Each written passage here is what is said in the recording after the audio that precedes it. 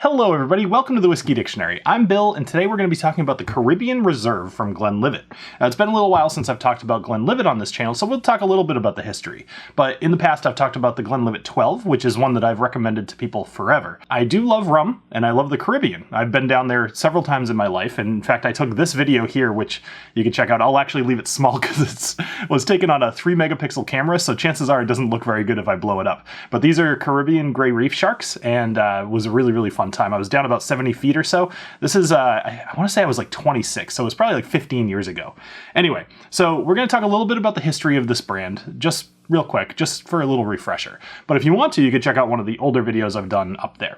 All right, so let's get into the history. In 1824, George Smith established the Glenlivet Distillery, making him the first legal distillery in the Livet Valley since the Excise Act of 1823.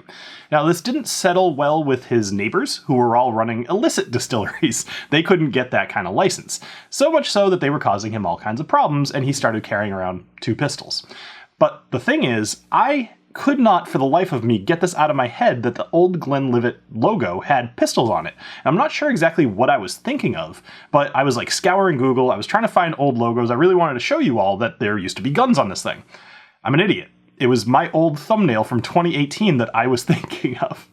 So I wasted quite a bit of time on this. Just thought you should know. The Glenlivet refers to the valley of the River Livet along Speyside, and Glenlivet has been around for so long and kind of doing things the way that they've done for so long, they've essentially set the standard for what it is to be a Speyside whiskey. As a single malt, this is made entirely of malted barley at the Glenlivet Distillery. Now, it's no age statement, which means that the whiskey has to be at least 3 years old to be Scotch, but other than that, all bets are off. What they do is they take some of the whiskey and then they put that into Caribbean rum casks. They then take the rest of the whiskey kind of set to the side. Later on, they marry it all back together. Now, this is only 40% ABV, which is a little bit low, but the rum does carry a lot of flavor with even that low ABV. So maybe it didn't need to be higher. I would have liked to have seen it at like 43, 46, but whatever. Okay, I couldn't find specifically whether this had chill filtration or color added. The bottle does not say that it's non-chill filtered, which is pretty common for Scotch that does not chill filter, so my guess is that it is, but I can't say definitively. Now, as far as the coloring goes, it wouldn't be unusual to add coloring to a no age stated whiskey, but because they're marrying it with that Caribbean rum, I would guess they probably don't, but I truly don't know, and I couldn't find anything online, so if you happen to know, let me know down in the comments. Just only if you definitively know, because this is a very important video. So, yes, the Caribbean rum cast is going to make or break me. All right, let's go into the nosing and tasting. We're going to start off with the nose first, and at 40%, you don't really have to worry about too much of a burn. So you can get your nose pretty close, but if you're dealing with higher ABV stuff, make sure that you hold it further away from you, just so you don't burn your nose, because it will make it a lot harder to smell things going forward. All right, so let's go ahead and give this a nose. All right, there's a couple things that I really like about the nose here, and a couple that I don't. So let's start with the negatives just to get them out of the way. The first thing is that there is a very clear like banana coconut scent, which would otherwise be nice, except it smells a little fake. Think banana boat sunscreen, right? So that was the first thing that came to my mind. It's a fake banana, fake coconut smell that's really done on purpose. Now, the fact is that they were able to pull this out of a barrel based off of rum. And I think that's wonderful, because rum honestly doesn't smell too much like that. So they did a good job kind of giving that Caribbean smell. It just smells a little fake. I feel like maybe a little bit more time in the rum barrel or a little stronger rum barrel might have made a difference. But regardless, let's go on to the things I do like. This smells like sunshine. It smells like oranges and not lemon, but like citrus, and it smells happy. There is a little bit of an acrid, like alcohol nose to this as well, which does underlie some of the better scents. However, the orange does smell so nice and uplifting that it gives it a clean, just light smell. I would also say there's a little bit of a cinnamon smell in there. Really no oak to me, but there's something else in here that I want to attribute to like a pear smell. And I think I'm just gonna leave it at pear. I like that. All right, let's go ahead and have a taste. Cheers. Okay, so unfortunately, the taste doesn't follow the flavor. You end up with some of this, how do I want to describe it? It's like a heavy, almost like a metal-y taste, metallic taste. And it tastes like alcohol that is a little too young and a little bit too abused by oak without taking on too much of the oak taste. That's a rough one to get around. So let's try it this way. So picture that you're drinking just a whiskey that has oak in it and cinnamon and really not a whole lot more. I would expect from here to have pineapple or mango or pear. You know, that pear really came across, or orange.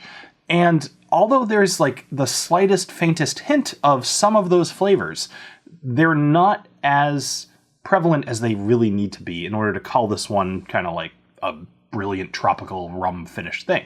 And we've seen from a lot of Indian whiskeys that it's totally able to get pineapple, like, I wouldn't say easy, but reliably out of a barrel. So a little strange. After another taste, I'm really not sure how they decided that this one was worth releasing.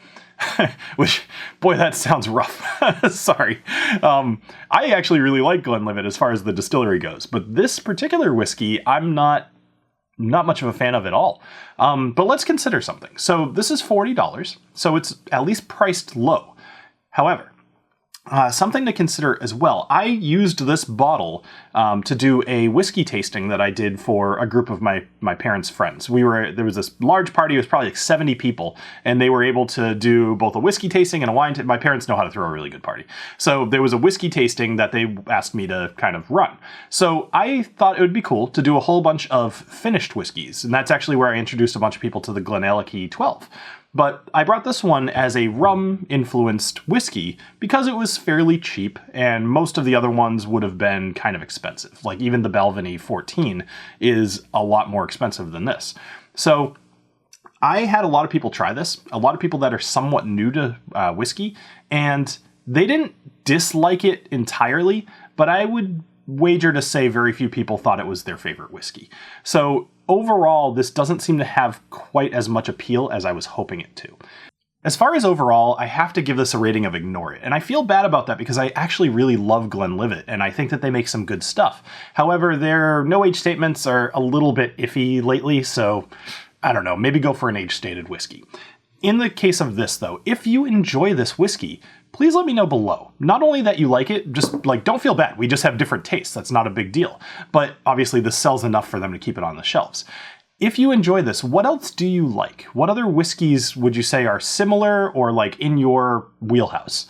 As for me, I would say that there's 3 other whiskeys I would recommend instead of this one. However, one of them is about the same price. The other 2 are a little bit more expensive. So the Teeling Small Batch is an Irish whiskey, but it does have some rum cask influence. That would be one that I would actually recommend. I really like the Teeling Small Batch. Then you have the Balvenie Caribbean Cask 14, which is something that I kind of like. I don't love. So I'm recommending it because it is generally perceived to be a good whiskey. It's just not necessarily for me. And lastly, there's the Angel's Envy Rum Cask Rye. Now, this is obviously not a Scotch, it's an American rye, but it does taste really good, and they did a great job with finishing in Caribbean rum casks, and they really give a lot of those tropical fruit notes, and that plays really well with rye if you don't overpower the whiskey with the rye. So all of those would be good suggestions. They might be something you'll appreciate more than this. So anyway, thank you very much for joining me here on the Whiskey Dictionary. I hope you have a great rest of your night, and cheers.